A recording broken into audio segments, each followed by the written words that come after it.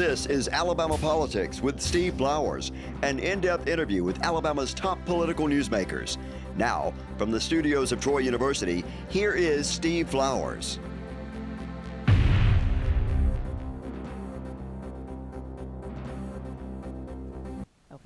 I'm Steve Flowers, and welcome to Alabama Politics. Folks, we're very fortunate tonight to have as our guest one of my friends, State Senator Merika Coleman. Merika's a rising star in Alabama politics, and she's still a young lady, and she's got a great career in state politics, already in the state senate at a young age. She's served in the state house for a couple of terms, at least one term. No, 20 years. You were in the house 20 years, yes. Merika. That shows you how 20 little years. I know. Lord knows. You were in the House of Representatives 20 years? 20 years. Wow. I was elected first at 28 years old. Is that right? Yes, sir. I went to the House when I was 30. Yes. From Pike County, and that's my home is Troy. And anyway, so I didn't, Merika, I just should have known. Right. I apologize. It flew by though. 20 years in the House of 20 Representatives. years in the House. And no wonder Lexi likes politics. Because she grew up around it, didn't she? Yes, so both of my children, when I first ran, my daughter was 4 years old and my son was not quite 2. And so they've been campaigning with me ever since, entrenched in politics. One has chosen the route of politics, my daughter Alexia, but my son, he will work with us and do whatever we ask him to do on the campaign side, but he's not interested in serving. He wants to go out, and he's smart. He wants to go out and make money in finance. So you got 2 children, and Two children. And Lexi, who's with us today, yes. She was 4 when you were elected. She was 4 years old. And your son was 2. Yep, almost 2 years now, old. Now, Lexi's gone off and gotten degrees from Vanderbilt. Tell us all about Lexi. Yes, so Alexia, absolutely amazing young woman. Both of my children are, but she started walking when she was 10 months old. She always has been very, independent, but very active in her school. She went to JCIB, the International Baccalaureate High School, and was the president of their senior class and all kinds of other organizations. She was Miss Tower also, and a cheerleader. But she went on to get a political science degree at Vanderbilt. She also danced at Vanderbilt too. She was a part of their dance team. And 2019, she was gonna stay in Nashville, and then 2020 hit COVID. And she came home during COVID. Mommy begged her to come home. I was like, look, I don't want you staying in Nashville by yourself. Come on home. And she ended up going to grad school, and now she has 2 degrees from my alma mater, UAB, as well. She's a Master's of Public Health and a Master's of Business. Very proud of that young woman. Merika, you probably were in the House as long as Mary Moore was. We were elected at the same time. What year was it? It was 2002. 2002. So it was Mary Moore, Linda Coleman, and I. We were elected at the same time. Now Linda's in the Senate now, She's in the Senate now, but that particular year when we were elected, the 3 of us being elected took us over the top from being the lowest number of women, elected in legislatures in the country. So yeah, we all came in at the same time. And Mary came in. You know who came with me in '82? Who's that? John Rogers. Yeah, John Rogers. He and I are still best there, buddies. Still kicking. We're best friends. I love John. And I love to go stand there and talk to him and Mary. Yes. When I come visit the house. Yes. You used to sit over there close to them, didn't you? I did. I sat right in front of them.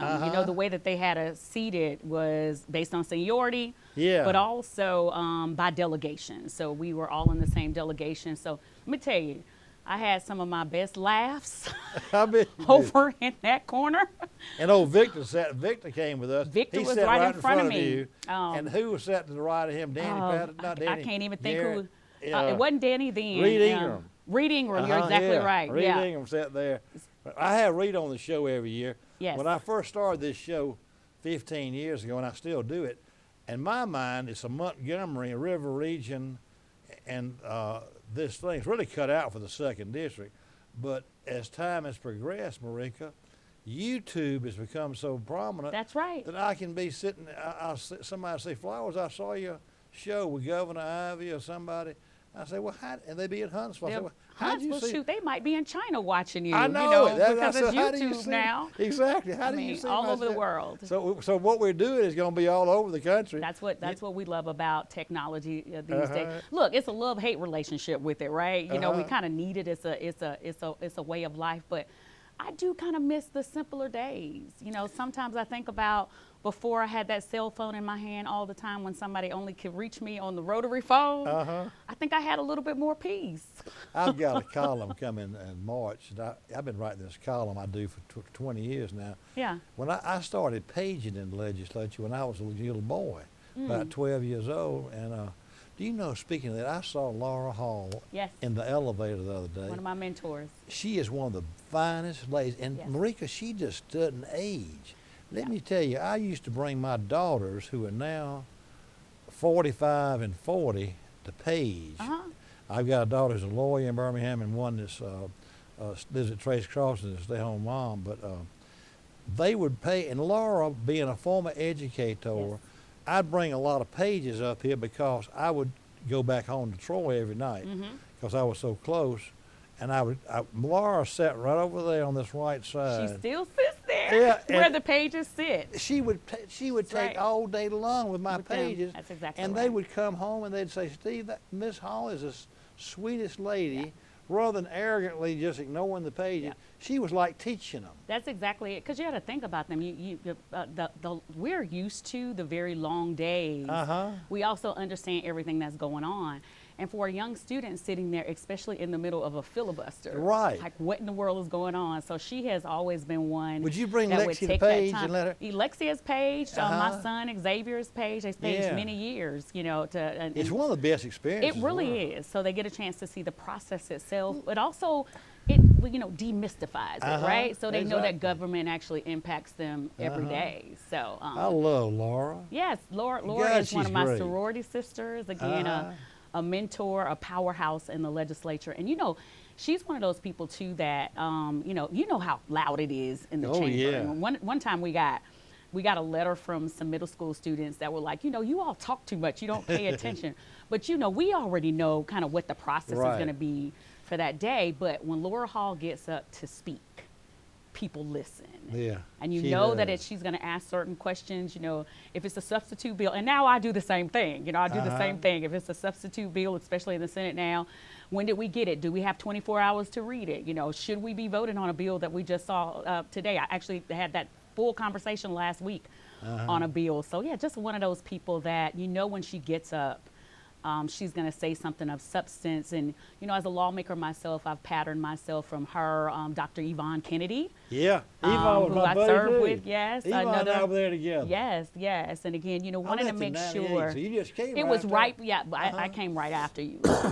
I think were you redistrict? There was something happened, you weren't redistrict? I just didn't run again. Okay. I got out and started writing this column.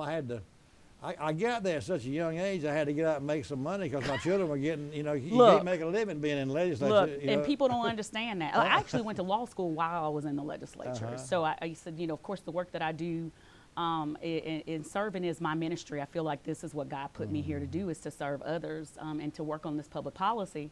Well, I said, I got to make some money some kind of way.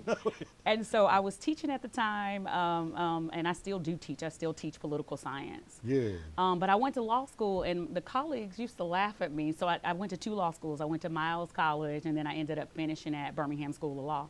And they'd say, there she goes. So at a certain time, I would have all of my law books and just have everything packed up to get ready to go to class. But the mistake I made is that when I said I was going to go to law school, I didn't factor in my own heart, right? Because, I have this, so I thought I would go in and be a corporate lawyer or, big criminal defense lawyer and make all of this money. And, here I am working in family court. But I love it, just really You do fighting. mostly I family do law. mostly family law, fighting on behalf of children that have been abused. I do some domestic relations as well. And divorces, that's my least favorite.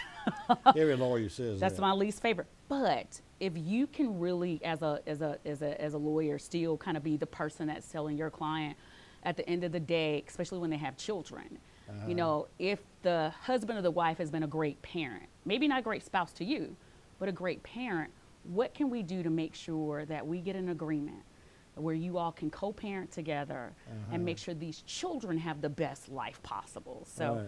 That's what I do, and it's not a big moneymaker, but I can go to sleep at night and feel good about who I am and what I'm actually, putting into the universe. Merika, let's talk about this congressional district Sure. that you're running for. Sure. Now, folks, we've had a couple of the candidates on that running for the 2nd Congressional District.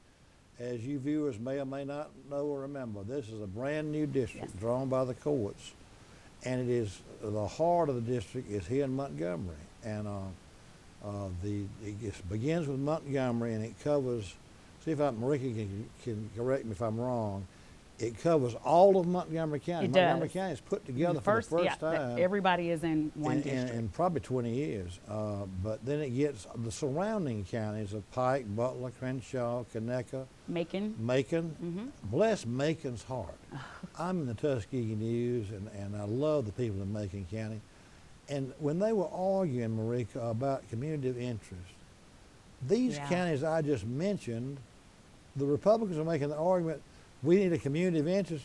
Well, these folks in Macon County, they don't belong in the 3rd district. No. They're at home. No. They're tied to Montgomery. 100%. All their kin folks live in Montgomery.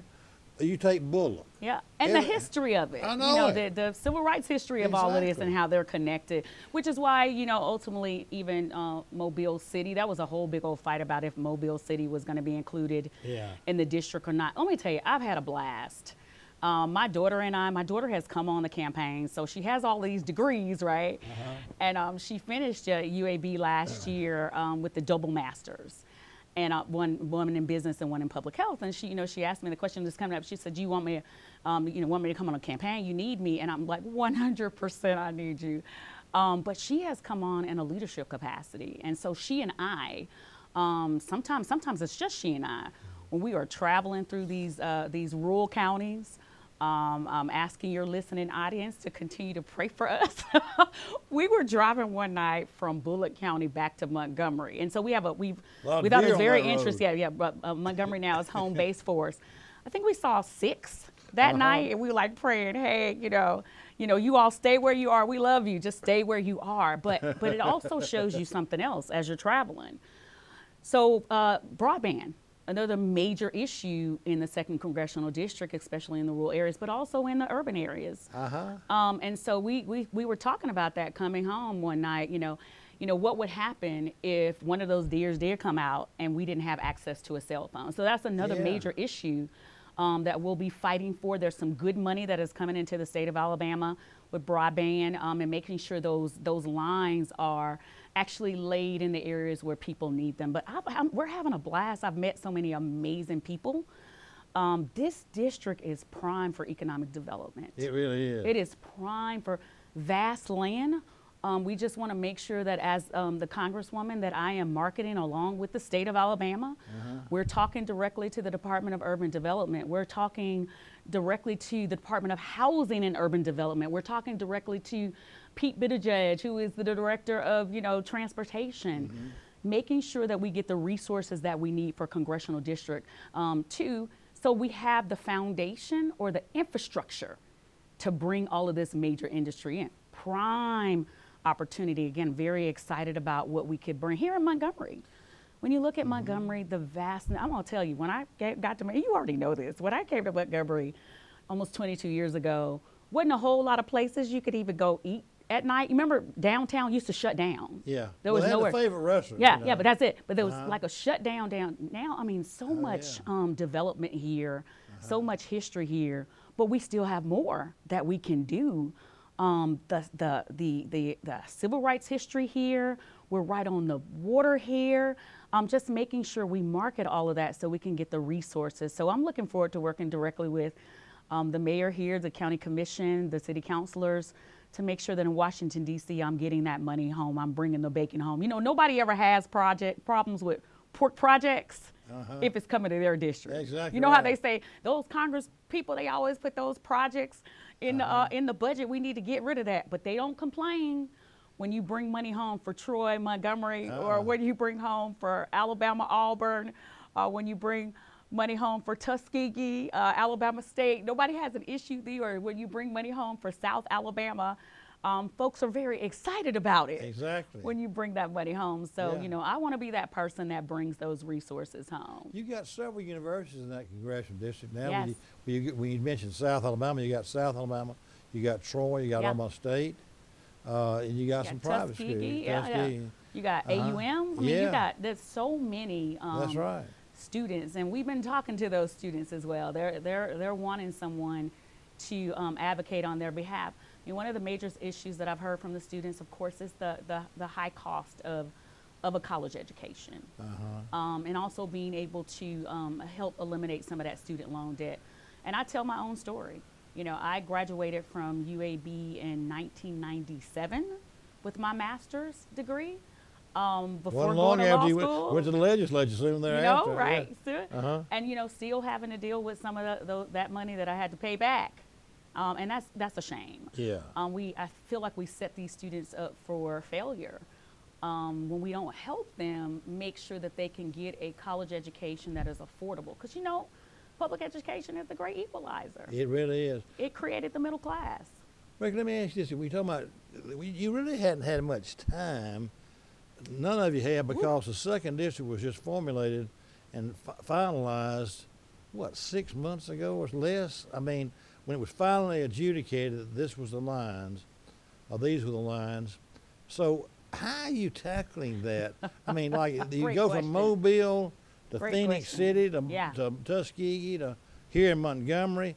Aren't you doing a lot? Are you concentrating in churches or Yeah. or universities? What Right. are you actually Well, attacking as far as your time? Thank you for that. Well, of course, we're leaving no stone unturned and no voter are we leaving out. Some people are, of course, focusing on those high propensity voters or the highly likely voters. We're talking to everyone. So all the way back, of course, we got our official lines in October. But when we first found out that this was a possibility, June, July, I started an exploratory committee then, just to make sure we put our tentacles out there, see what kind of support we had there, to make sure we had the relationships that we needed. And it was amazing, the number of people who were like, you ought to run. Even before we started our exploratory committee, the day that the ruling came out, and that the ruling was It was the Supreme Court- October? No, this was way before. This was the summer. Oh, yeah. This is when the Supreme Court was sending down We knew what the back lines were. to. You pretty much knew what the lines Well, we were. were wondering. There were a few ways we thought it could go because the two plaintiffs, they had actually introduced 11 different bills. I mean, excuse me, 11 different maps. So we were anticipating what it might look like. But my phone started ringing right away. Very active nationally with a lot of women's organizations, a lot of women legislative organizations. And so some people were like, "You're the only person I know in Alabama. Are you running?" Especially around women's reproductive rights. I actually was in the White House July. I was invited by the president, the administrative office, to come, and it was me and 48 legislators. There were only 2 of us from Alabama that were invited. And this was right after the ruling. So I stand up and I say, "Hey, I'm State Senator Merika Coleman from the great state of Alabama." Thunder and applause, but it wasn't for me. I'm like, "Oh, okay, these people know me." Some of them knew me. Of course, I've had relationships with some of them for more than 20 years because they've been elected as long as I have. But it was because of the court case.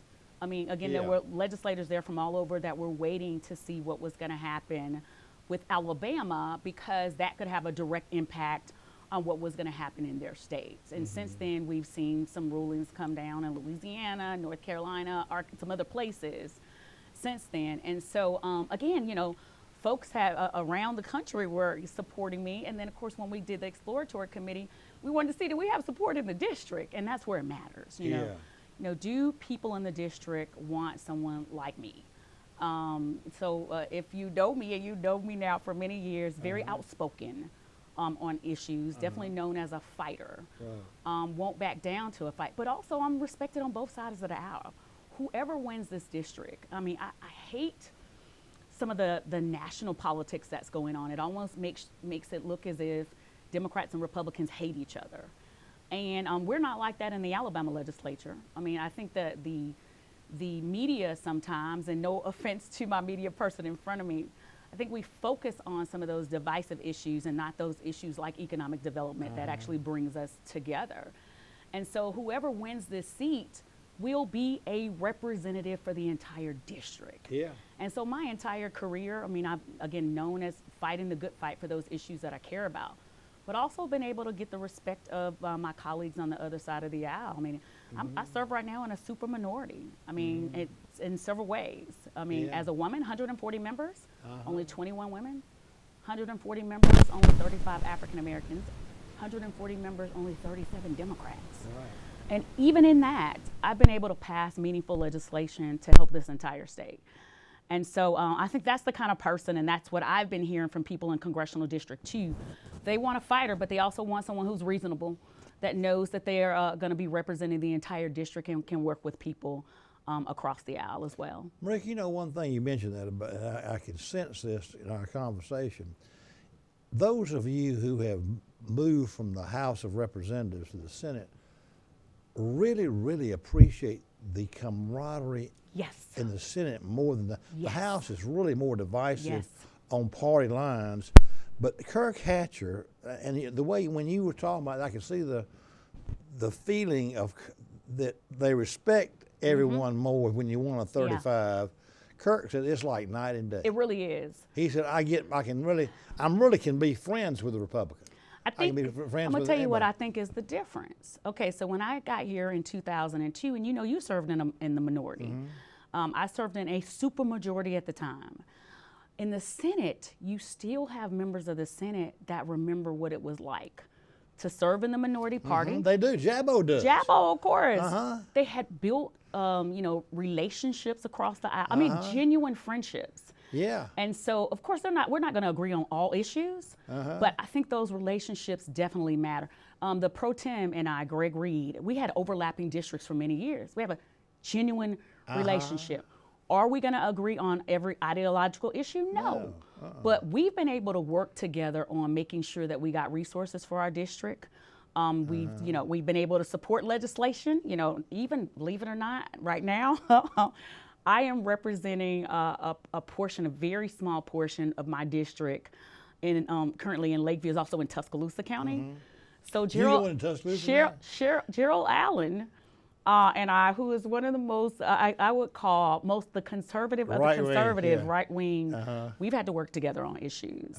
And that is the thing that I think is the difference in the Senate, because you do still have some people who remember what it was like. They remember what a filibuster was like. And if you remember back then, I remember an issue that Seth Hammond was so upset with us on the House side. Seth, I'm sorry. Seth and I sat together. Ooh, Seth was he was a great speaker. But we were talking about raising the threshold, the income tax threshold, to where we're taxed at in the state of Alabama. And John Knight at the time, he was championing the issue, former Representative John Knight from here from Montgomery.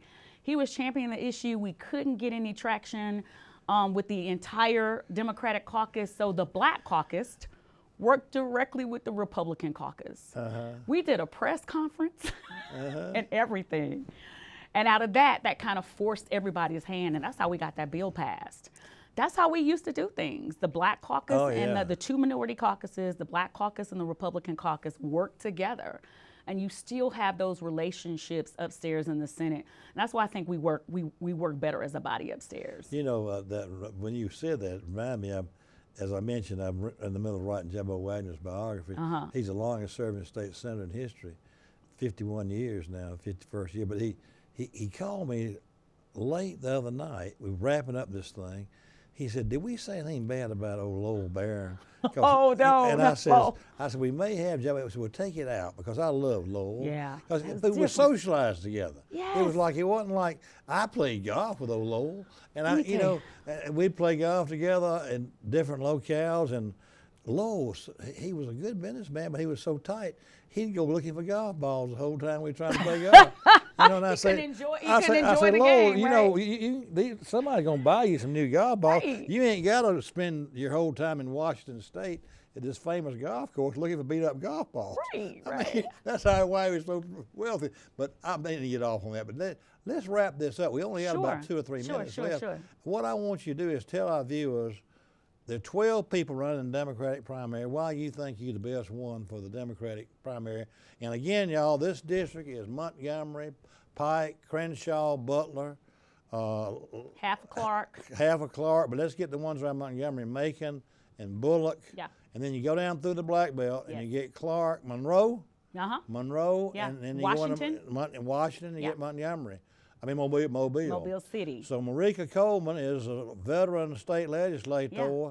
She's running for this district. Tell them why, out of 12 Democrats, why you think you're the best one to Sure. go to Washington. Thank you so much for the opportunity to come to just talk a little bit today with the listening audience. So again, Merika Coleman, please check me out. I think the proof is in the pudding. The best indicator of what I think a person will do for you is what they've already done.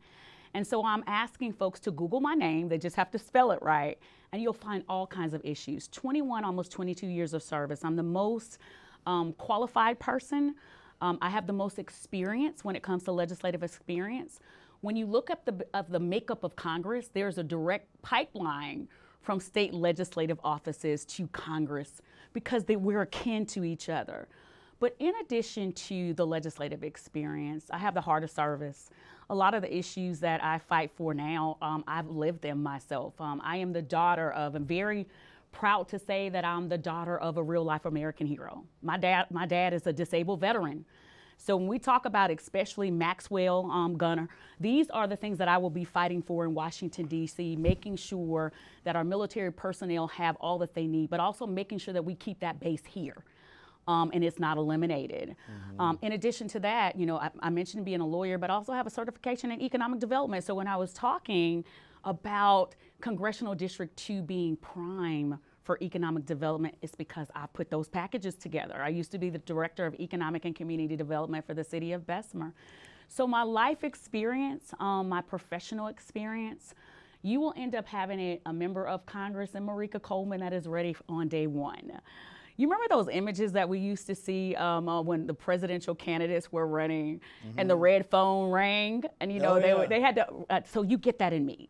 Someone from the beginning, because not only have I been an advocate here in the state of Alabama, but through this service, I've also had to be an advocate in Washington, D.C. Many of the organizations that I work with, because things are not happening at the state level, we go lobby and go work directly with our congressional delegation. So I'm no stranger to the Alabama current congressional delegation, and I hope to be a member of it. So on March 5th, I'm asking the voters to please elect Merika Coleman for Congressional District 2, but I also need your prayers as well. So thank y'all so much for the opportunity to come, and thank you. Thank you. Thank you, viewers, for watching. Our guest tonight has been Senator Merika Coleman, who is a congressional candidate in the new 2nd District. And the primary is right here, y'all. It's March 5th. It's right around the corner.